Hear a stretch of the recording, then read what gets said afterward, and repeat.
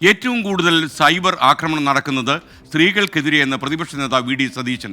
എല്ലാ മേഖലയിലെയും സ്ത്രീകൾ ആക്രമണം നേരിടുകയാണ്. സൈബർ അധിക്ഷേപങ്ങളെ നിയന്ത്രിക്കാനുള്ള ഫലപ്രദ നിയമമില്ലെന്നും വി ഡി സതീശൻ 24-നോട്. സ്ത്രീകൾക്കെതിരായിട്ടാണ് ഏറ്റവും കൂടുതൽ സൈബർ ആക്രമണങ്ങൾ നടക്കുന്നത്. അത് രാഷ്ട്രീയ പ്രവർത്തകരായ സ്ത്രീകൾക്കെതിരെയുണ്ട്, മാധ്യമപ്രവർത്തകരായ സ്ത്രീകൾക്കെതിരെയുണ്ട്, സാധാരണക്കാരികളായ പാവങ്ങളായ സ്ത്രീകൾക്കെതിരെയുണ്ട്. നമുക്കെതിരെ സ്ഥിരമായിട്ടുണ്ട്. എന്തൊക്കെയാണ് പറയുന്നതെന്ന് പറയുന്നവർക്ക് പോലും ബോധമില്ല. പക്ഷേ അതിനെ നിയന്ത്രിക്കാനുള്ള ഫലപ്രദമായ ഒരു നിയമത്തിൻ്റെ അപര്യാപ്തതയുണ്ട്. അപ്പം മകൻ ആ കേസിൽ പെട്ടുവെന്ന് കരുതുക, അമ്മ എന്ത് തെറ്റ് ചെയ്തു?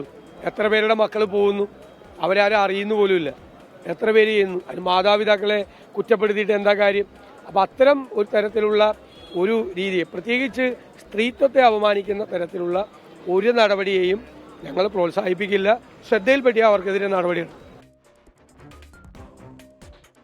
മകൻ ചെയ്ത തെറ്റിനെ അമ്മയെ ആക്രമിക്കുന്ന എന്തിന്? സ്ത്രീത്വത്തെ അപമാനിക്കുന്ന തരത്തിലുള്ള ഒരു രീതിയും കോൺഗ്രസ് പ്രോത്സാഹിപ്പിക്കില്ല എന്നാണ് വി ഡി സതീശൻ പറയുന്നത്. അത്തരക്കാർക്കെതിരെ കർശന നടപടി വേണമെന്നാണ് വി ഡി സതീശൻ്റെ അഭിപ്രായം. മിനി ബാബു പറയുന്നു, വരുമാനം കിട്ടാൻ വേണ്ടി എന്ത് വേണ്ടാതീനവും കാണിക്കും, അത് സ്ത്രീകളും ഇതിൽ പെടുന്നുണ്ട് സർ. തീർച്ചയായിട്ടും അങ്ങനെയുള്ള യൂട്യൂബ് ചാനലുകളൊക്കെ തന്നെ ഉണ്ട്. കേരളത്തിൽ ഏതാണ്ട് 5 ലക്ഷത്തോളം യൂട്യൂബേഴ്സ് ഉണ്ടെന്നാണല്ലോ ഇപ്പോഴത്തെ ഔദ്യോഗികമായ കണക്ക്. ഇന്ത്യയിൽ തന്നെ ഏറ്റവും കൂടുതൽ യൂട്യൂബേഴ്സ് അധിവസിക്കുന്ന സ്ഥലം ഇപ്പോൾ കേരളമാണ്.